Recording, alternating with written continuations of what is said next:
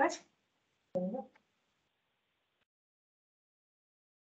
evening. I'm excited to introduce Alex Kim, our speaker for this evening, and he will be discussing recycling and waste reduction. Alex received a Master's of Public Health degree from the University of Minnesota in 2016 and immediately jumped into the public health field, initially at the Minneapolis Health Department and currently with the City of Brooklyn Park. He has an inherent interest in environmental sustainability, which has driven him to work on initiatives both professionally and personally, including forming and leading the Brooklyn Park Green Team, serving on the boards of several local environmental nonprofit organizations, and providing educational sessions on waste reduction and prevention, among other sustainable related topics. So thanks, Alan. Yeah, thanks, Gail. All right, so I will share my screen here. Let me know if you guys can see that.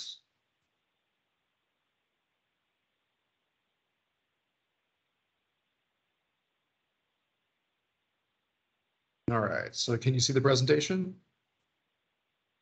Or muted? Yes, we can.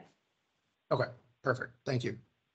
All right, so yeah, like Gail said, I'm going to talk about recycling today, but it'll be a little bit broader than that. We're going to talk about really all of the R's, the 5 R's.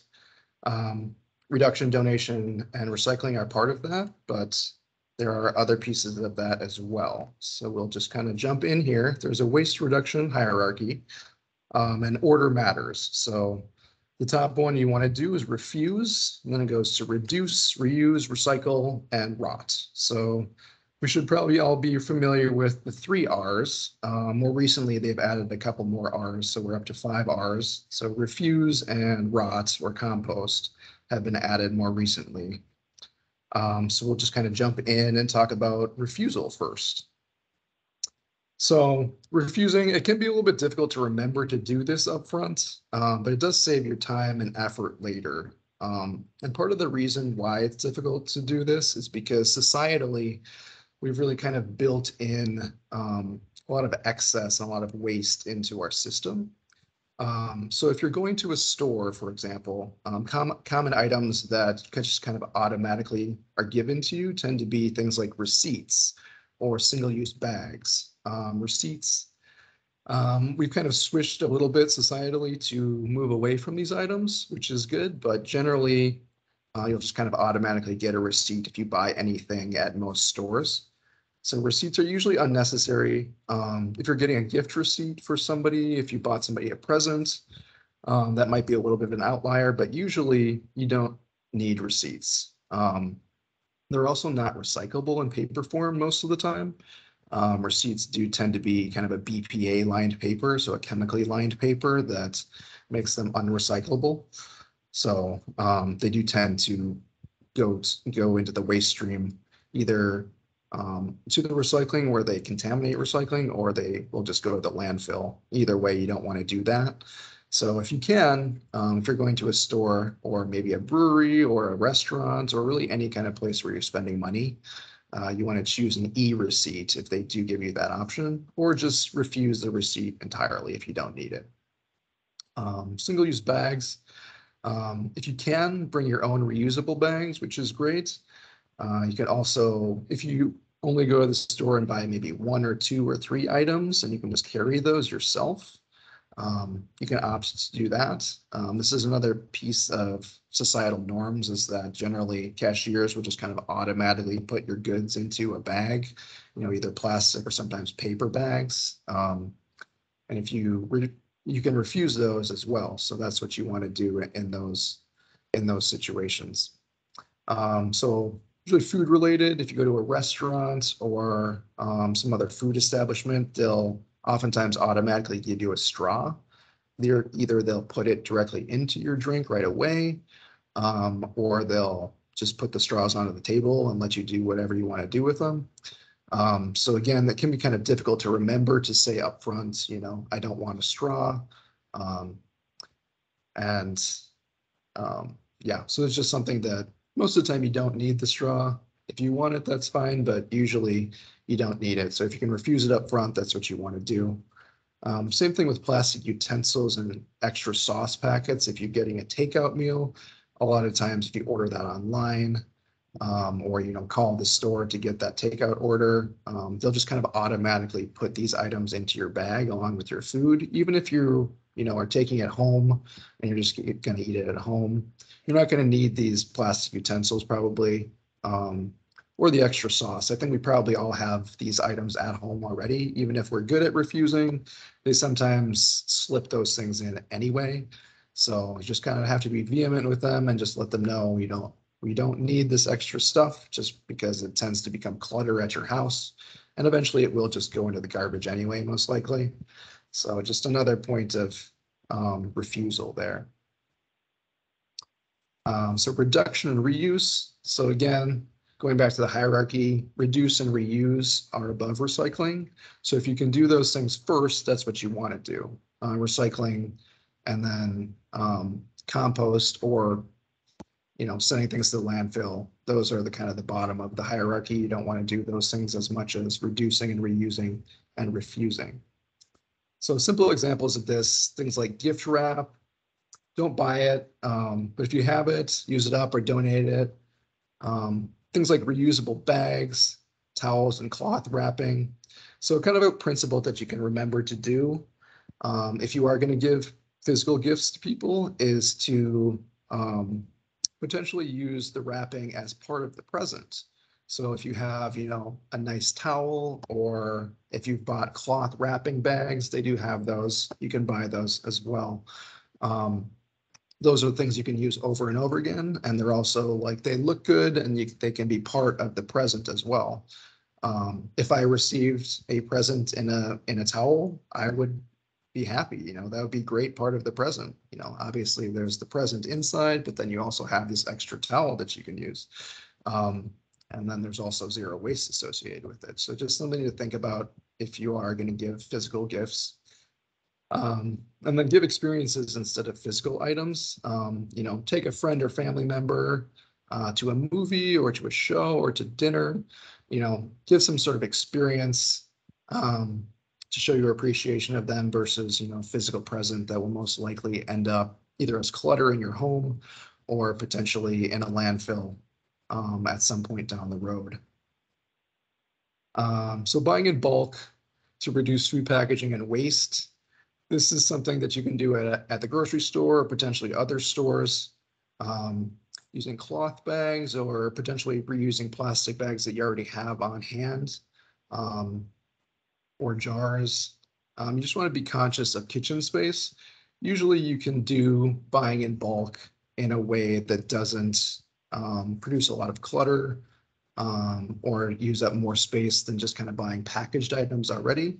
But just be cognizant of that, in certain instances, or if you're doing it in a way that, adds to your clutter, you don't want to do that either. So just kind of being cognizant of that is important when you're buying in bulk. And then we're using food containers for leftovers.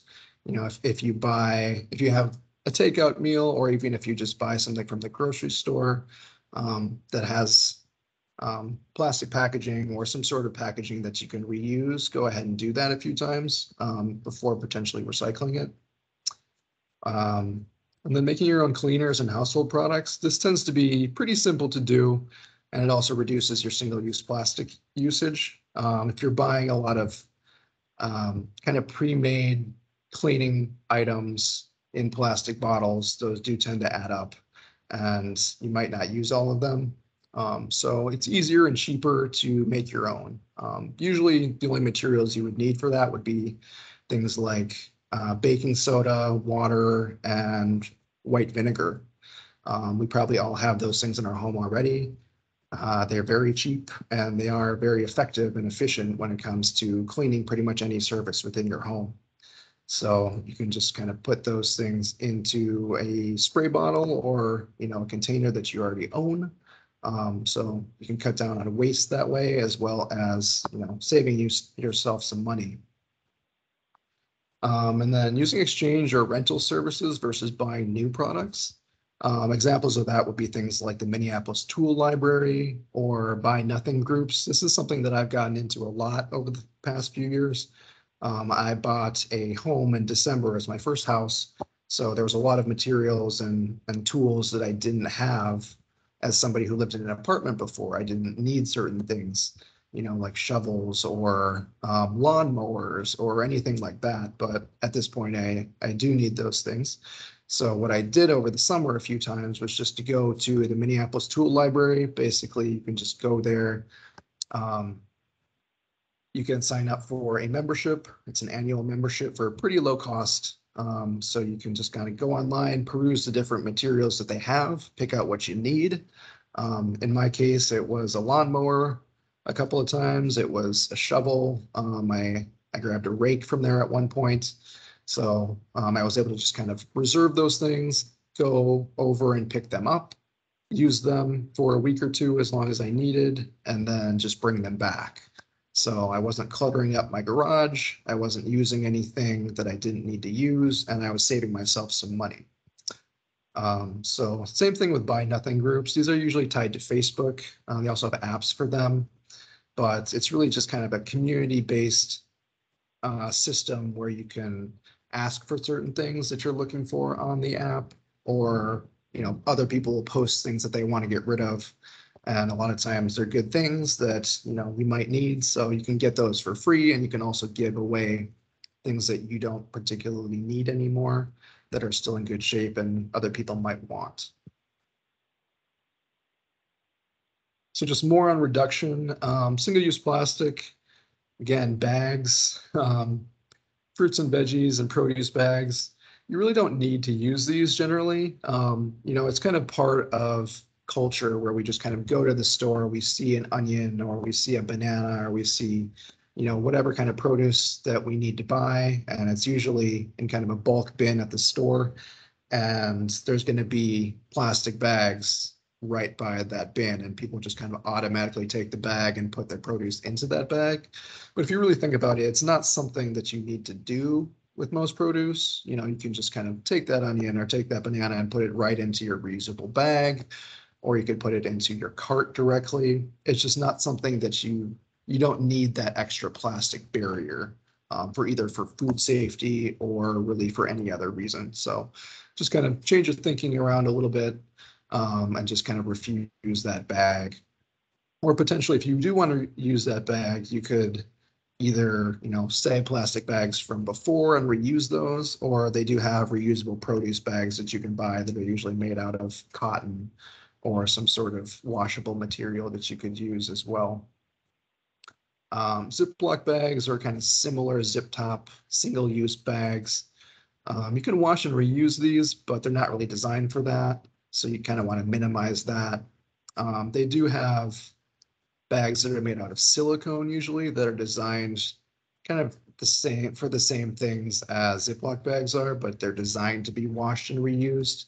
So you could potentially invest in those, or you can use things like Tupperware or Pyrex instead of single-use bags, and just reducing your waste output that way. Bottled water. Most bottled water is really just tap water packaged in plastic, so it really doesn't make a lot of sense to go out and buy that product. It does tend to be pretty expensive, and it's not necessarily any better for you. It's not any purer most of the time. So really, just if you're at home or on the go, just be cognizant of your water consumption. If you have a water bottle, just bring that with you. Just fill that up at your tap before you go anywhere, or if you're at home, just grab a glass and just put tap water into it. Toothbrushes. This is something that adds a lot to landfills. There's billions of plastic toothbrushes that go into landfills every year. So just something to be thinking about, next time you want to, buy a new toothbrush, you could potentially buy a bamboo one instead. Those ones are compostable. So if you want to reduce your plastic usage, you can move to the bamboo toothbrush. And then if you do have access to compost, then you can put that directly into your compost bin. It will probably take quite a while to break down in backyard compost. So if you do have access to municipal curbside pickup through the city, you'd want to put it into that bin instead of a backyard bin. And then food waste. Before you go shopping, one thing that you want to remember to do is really just taking an inventory of your current food before you go shopping. If you have a specific recipe that you're shopping for, just make sure that you're looking through your cupboard or your refrigerator. If you already have certain items that are going to go into that recipe, there's no reason to buy more of that. So if you already have whatever it is that you need, then you'll just use that up. And then, you can obviously still go to the store and buy what the other ingredients are, but just be cognizant of that. Make sure that you know what you have already so you don't buy extra, because that does tend to lead to a lot of food waste. And then eating food prior to expiration dates. So expiration dates, depending on what the product is, sometimes they're important, sometimes they're less important. For something like milk or dairy products or meat, things that are highly perishable, you are going to want to look at those expiration dates and just kind of smell it or maybe taste it to make sure that it's still good before you eat it. Also, coloration matters. If your milk is no longer white, or if your meat looks a little bit green or a little bit gray, probably not going to want to eat it. So just be conscious of expiration dates on certain products. For things like canned items or powdered items or things that do have expiration dates on them by law, but they don't necessarily, there isn't necessarily any sort of risk associated with eating those after expiration dates. Be conscious of that as well. For powdered products, they're probably going to be good for years, or things like spaghetti that don't really have any water activity in them, they will be good for a long time. But things do eventually go bad. So if it's 5-10 years past an expiration date, you probably don't want to eat that.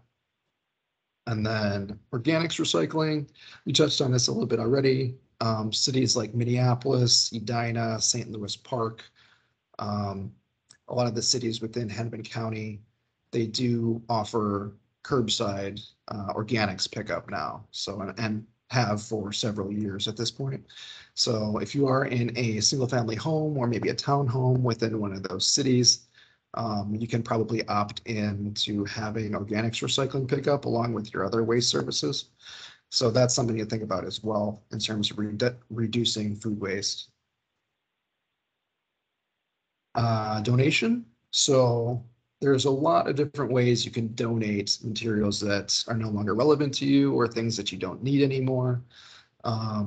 We probably all heard of the retail stores that I've listed here, places like Goodwill, Half Price Books, Salvation Army, Restore. All of these are companies that do operate within Minnesota, as well as nationally and internationally. So they are definitely places that you can go to donate things. Some of them do actually provide free pickup services as well. Certain Goodwill locations will come to pick up certain things from your home. Salvation Army will do that as well. 1-800-GOT-JUNK is another pickup service that you do have to pay for it, but they do take pretty much everything. So if you do have a lot of things in your home and you don't want them anymore, you don't need them anymore, these services are available to help you get rid of some of that clutter. And then places like Half Price Books, they will give you some money back. So potentially if you have a lot of books that you can sell to them, you can get some money back. Sometimes what I do is if I accumulate, I haven't done this for a while, but I accumulated a number of kind of physical books in the past, and I would bring them all to Half Price Books, and I would get some amount of money, and then I would use that money to maybe buy 1 or 2 new books. So I'm getting rid of 15 books, and I'm replacing that with maybe 1 or 2 books that I really want to read. So it's another good way to get rid of clutter while also, saving yourself some money. In terms of food, you can donate unopened, packaged, non-expired food to food shelves or food banks. that's potentially a good idea if you have products like that you don't see yourself eating.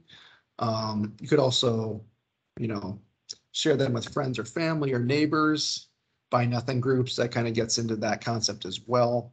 You know, if you don't have any, you know, close relatives in the area or any friends that live close to you, you could potentially put these items onto a buy nothing group. Usually things that you put on there will get snapped up pretty quickly, and it's pretty convenient because usually you just put whatever the item is on the website. Someone will reach out, say, "Oh, I would like to have that," and then they will just come to your house and pick it up, either from, you know, from your front porch potentially, or you can meet them at the door and give them whatever the product is. So obviously that can work with food, but it can also work with pretty much anything that you have that you want to get rid of. All right, so we'll get into recycling now. So in terms of the Twin Cities Metro recycling is a single sort system. We're probably all pretty familiar with the basic recycling system at this point. But for single sorts, basically that just means you put all of your items into your recycling bin loosely. One caveat here is you don't want to put anything into paper or plastic bags. Plastic bags, they're not something that you want to put into the recycling stream. You can bring them to like grocery stores or big box stores. Usually they'll have some sort of system in the front of the store, like a bin, where you can bring back your plastic bags and you can get them recycled that way. But you just want to remember that plastic bags are not recyclable through the normal curbside pickup system. So just whatever you do, keep plastic bags out of that system. Paper bags are recyclable, but you don't want to put your items into paper bags when you put them in the recycling. What tends to happen with that is, you know, once all those items are in the paper bag, sometimes they'll kind of get squished when they're on the truck going to the materials recovery center. So what happens there is if things are kind of stuck into a bag, they won't get sorted correctly at the facility, and then they won't get recycled. So it's very important that you put everything loosely into that bin in order for it to get recycled correctly. Plastics tend to be pretty complicated, to be honest. I'll just go through a couple of major principles here. But number 6 plastic and black plastics, these are not recyclable. So if you see the chasing arrow symbol with a number 6 in the middle, don't put that in your recycling because it's not recyclable, at least not in Minnesota. There's no like federal recycling system or no national recycling system. So really the recycling system in one city is going to be different from another city. It's going to be different state to state. So that's a principle that's not going to hold in every state. But in Minnesota, you can't recycle number 6 plastic or black plastics. So it doesn't really matter what the number is for a black plastic. If it's black, it's just not recyclable. So you could potentially reuse it or repurpose it, but don't try to recycle those. So plastics number 1, 2, and 5 are generally recyclable. So if you do see those types of plastics, you can put those in the recycling.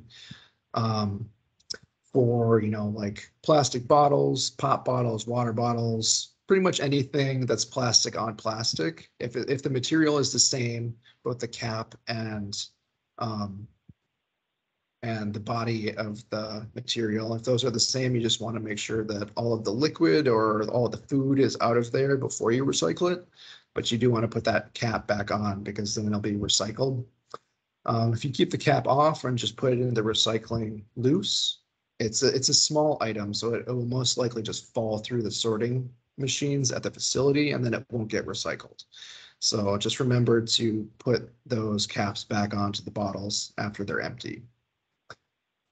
So for metal cans, food and beverage cans, aluminum foil and trays, decorative and pie tins, these things are recyclable. You just want to make sure that they're clean and dry. They don't have to be sparkling clean necessarily, but just, you know, remove the majority of the food residue on those before you put them in the recycling.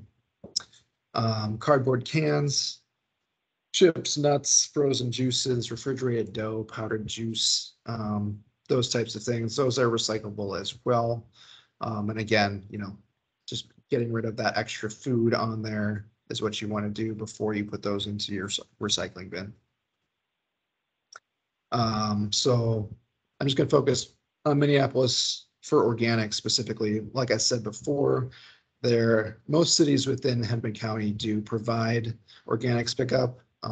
If you do live in a Hennepin County, you should be able to contact your waste hauler and say that you want to sign up for organics and opt into that system, and then they'll give you a bin to add to your recycling and your trash bins, and you can put your food waste into those bins.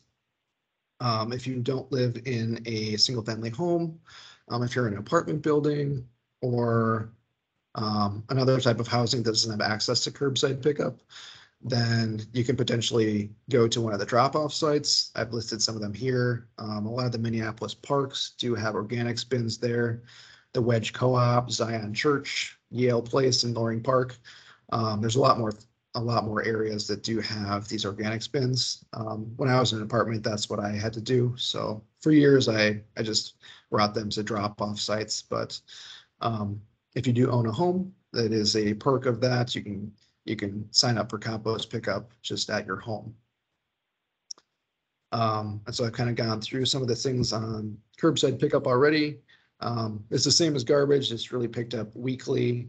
You can put it in food scraps, food soiled paper, or non-recyclable paper, things like napkins, paper towels, etc. Those can all go into your compost bin.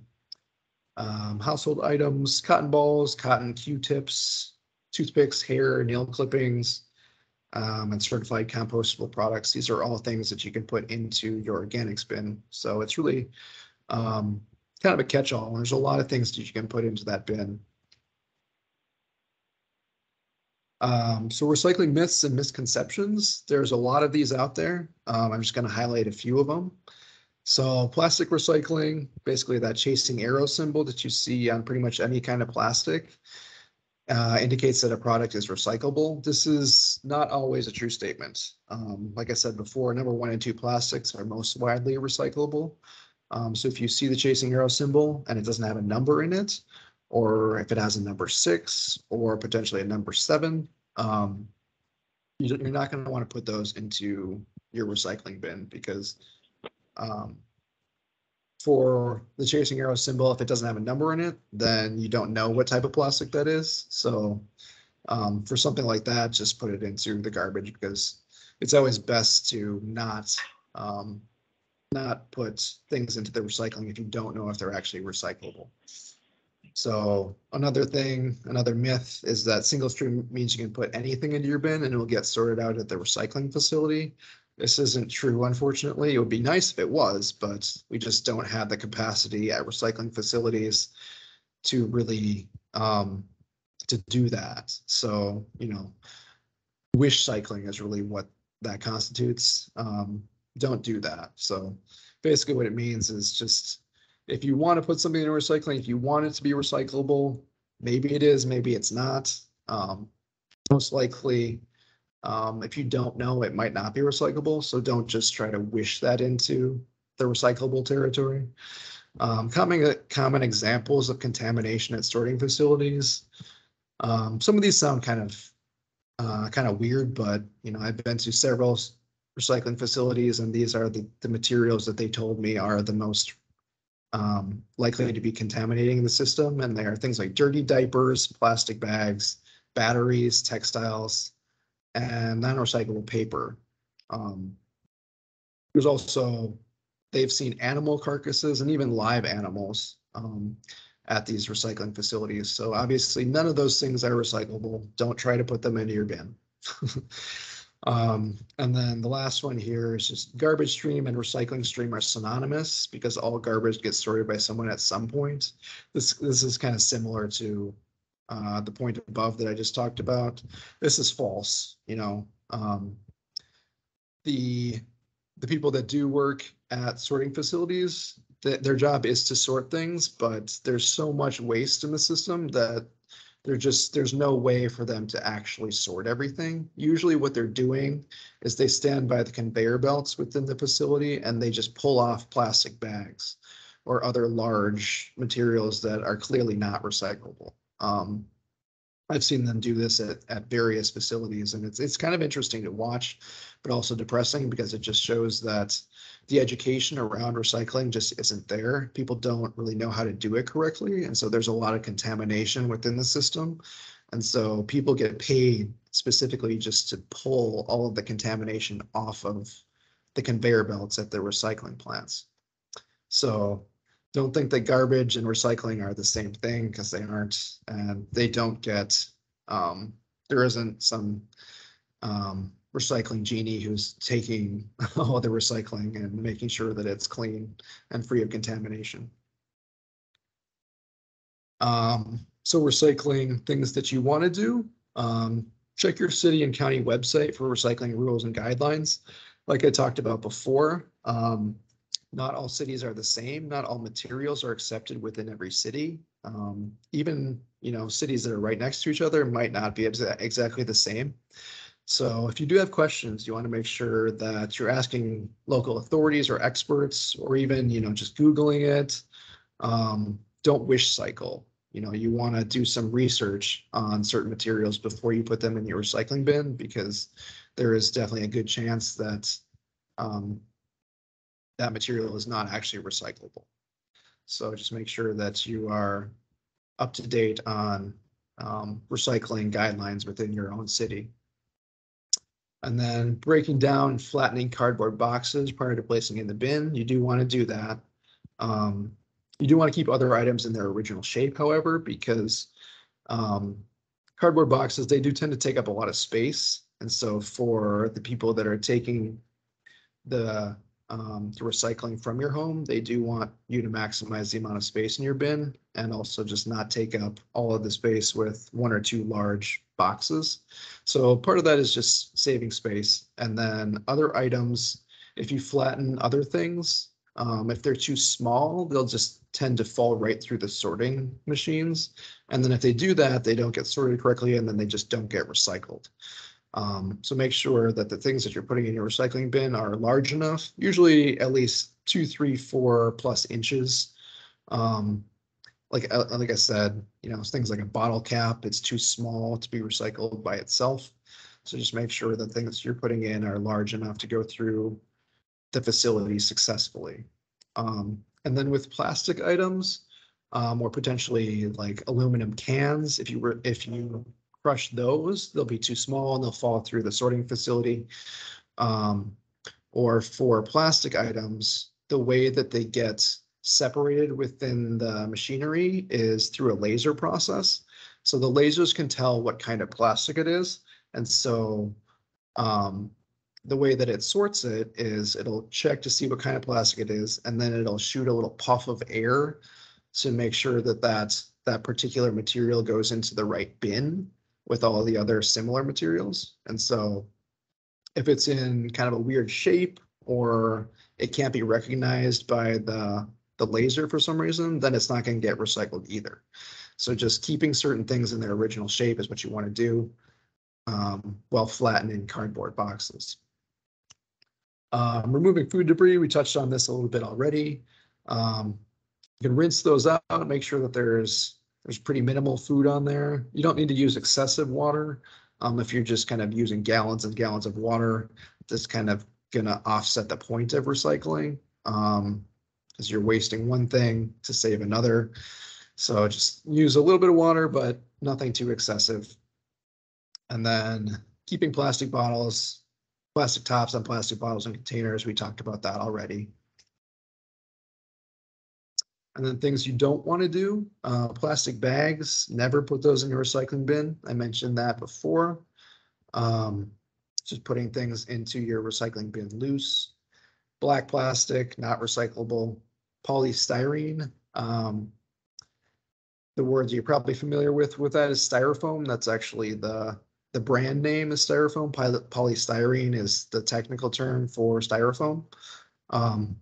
So there's two types of that. The styrofoam that you usually see in like food packaging or clamshells. And then there's also number 6 plastic, which is the hard plastic form of styrofoam.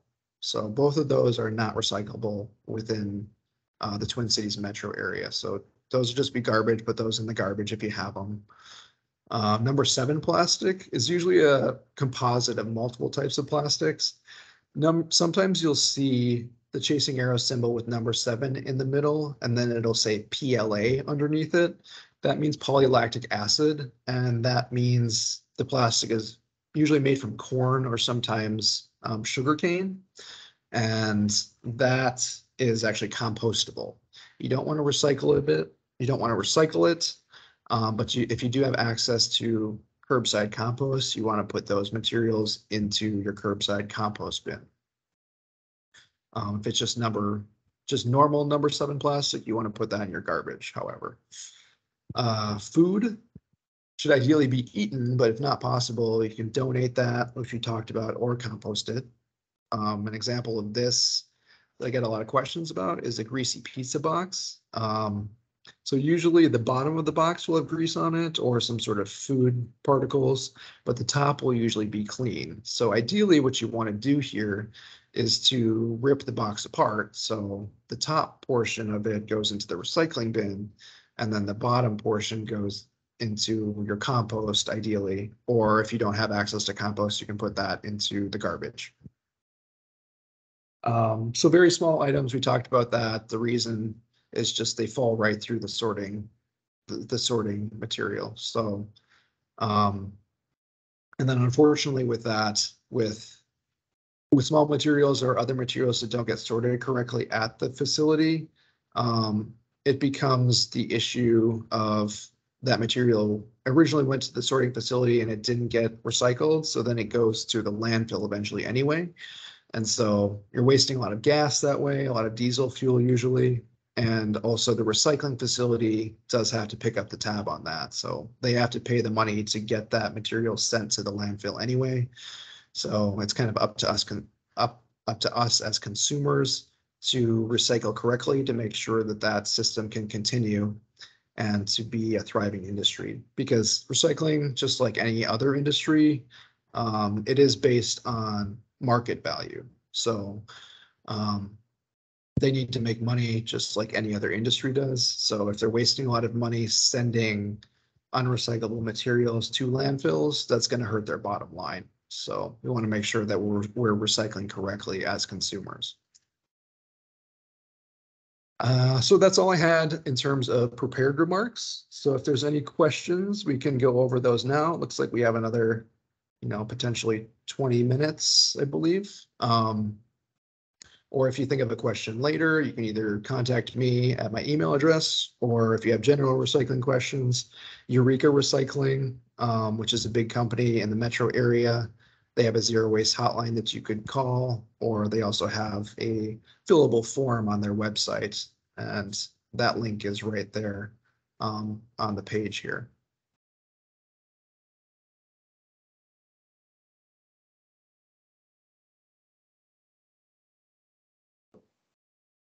We get a copy. Thank you, Alex. Are there any questions for Alex? I have a question, Alex. There's a little debate in my household about recycling, and when it comes to egg cartons, plastic or paper, yes or no, are they recyclable? Do you know? Yes, yep. So those would ideally go into the compost, actually.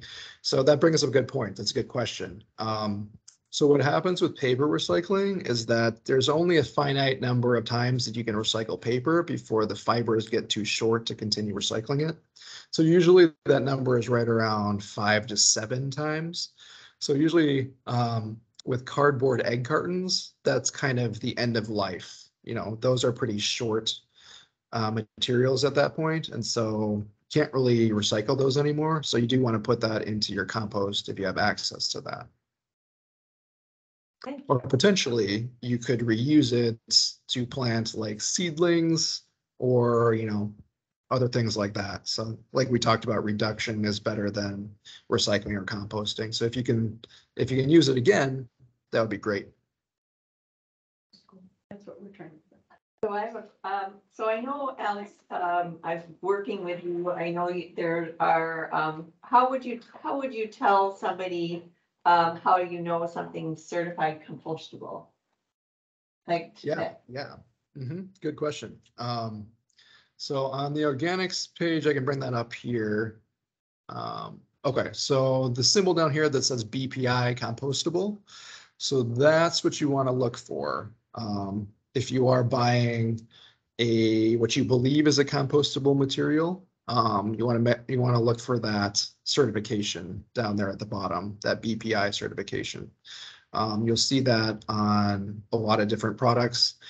This gets into another issue as well, things of like greenwashing or buzzwords that relate to sustainability but don't really mean anything.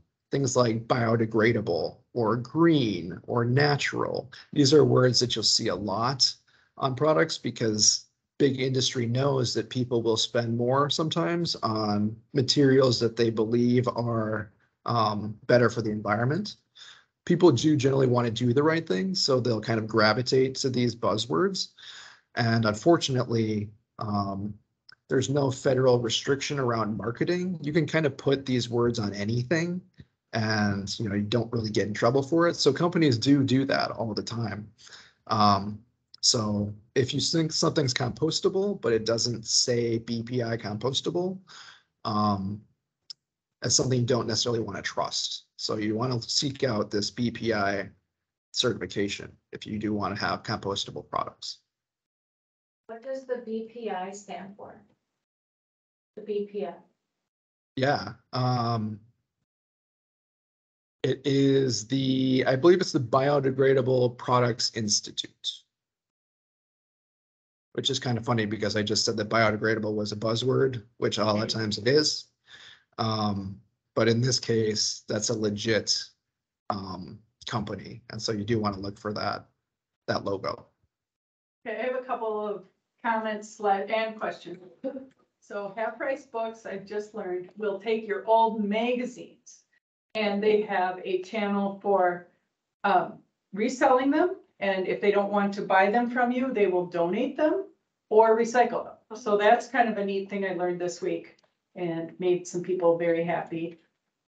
In terms of polystyrene, I just got notice from Ridwell, which happens to be in Minneapolis and St. Paul, and it's not all over the metro yet, for an extra fee, unfortunately, but doable. They will take polystyrene. It's like $10 for this big bag that they send out. So I'm not sure that that's gonna happen at my house or not, but they do have, so they only buy things that they have a market for. So they have a market for somebody who's buying that stuff. So that's kind of cool. Wonder what they do with it. I mean, I don't know. So So we can call and ask them if we want. We take stuff from certain vendors that we then ship to a particular mill that they convert into pellets. That is a product that is unrecyclable. So it could be that they're doing something with that. Okay, and then one of my folks that I work with wanted me to ask, how clean is clean? Very concerned about using water, very concerned, well. that's true. Right, and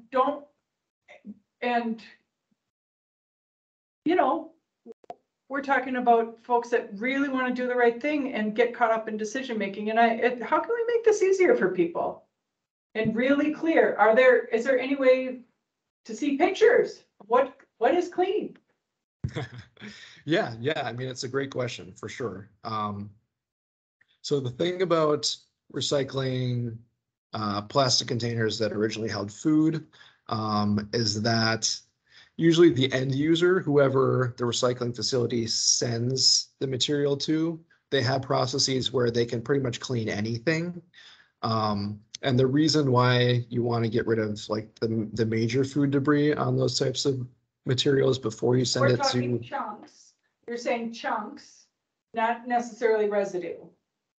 Right, yep. And so Okay. the reason that you want to clean it in at least a cursory way is because, especially in the summertime, for the people that work within the recycling plants, if there's a lot of food waste there, it's going to smell.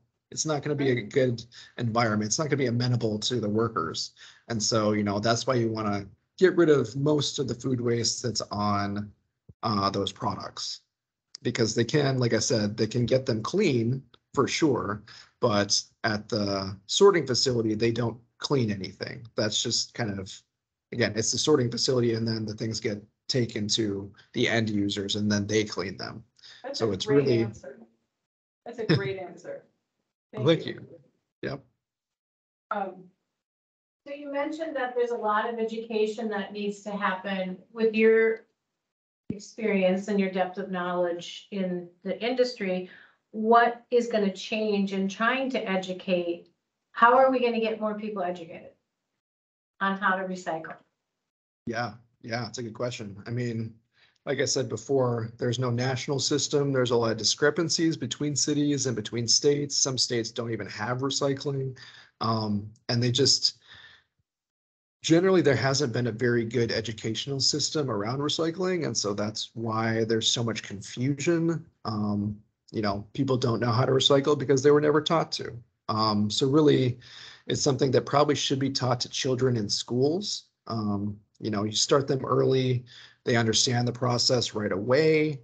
And usually children are really good about educating others. If they learn something at school that they think is cool, they'll go home and tell their parents about it, or their friends, or, whoever will listen, really. So getting them early, especially when it comes to sustainability efforts, is something that you want to do. So getting educational programs within schools, especially elementary schools, when children are still really willing to learn, is the ideal process. And then in terms of like educational campaigns for people who are adults currently or who don't know how to recycle now and aren't in school, that can be handled potentially at the city or state level. Putting infrastructure in, having a lot of signs around, kind of showing both with words and illustrations, what goes in what bin.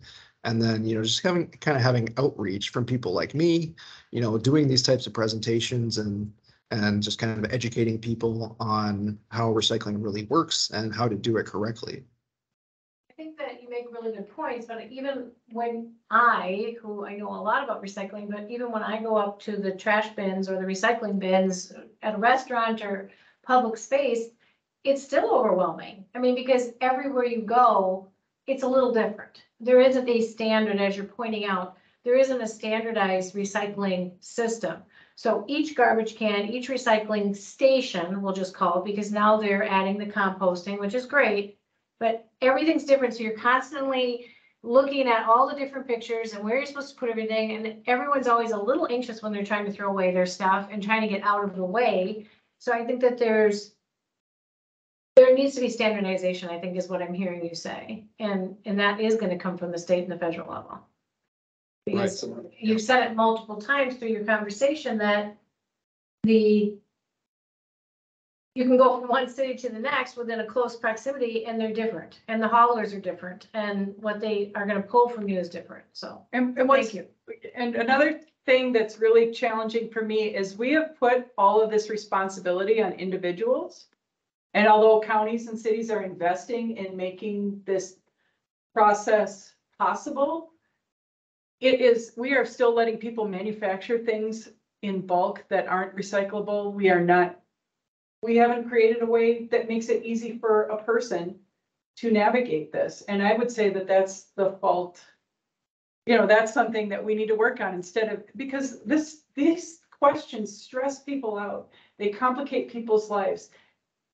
I want to give anybody permission if they need to throw something away to preserve their mental health, please do so.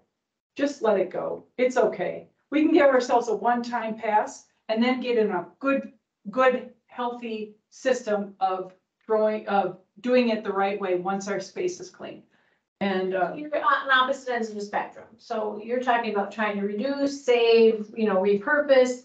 And here we've got people who can't not do any of that. They're just saving everything. Or they're paralyzed by these decisions. And I just want to leave space for folks that, it's much easier to start with a clean slate. When it's all straightened out, then we can be very picky. And if you have avenues, if it's really important to you, if that's your core value, let's honor that and let's get those things to the places that they need to go. And I just want to leave a place for everybody to do what they need to do to stay Yeah, Okay. I guess when I was dealing with a lot of people, I think they wanted to do the right thing, but they just didn't know how or, Absolutely. so Where? I think. And not everybody has a car, not everybody, I mean, not everybody goes to get their own groceries. There's a lot of steps in here that are really challenging for folks, so Sure. But this has been really helpful. it's Very excellent, important. excellent, great answers. Is it possible to get a copy of the PowerPoint or provided maybe, or just in our, whatever, maybe? I don't know. Yep. Yeah, absolutely. So Michelle and Gail actually already have a copy, so they can either disseminate it or I could send it out directly as well. Thank you very much, Alex. The other couple things I remember you talking about, and maybe this would be good to just have up there somewhere is, the Fix It Clinic. I don't know if that's part of it, kind of instead of throwing something out there, that Fix It Clinic.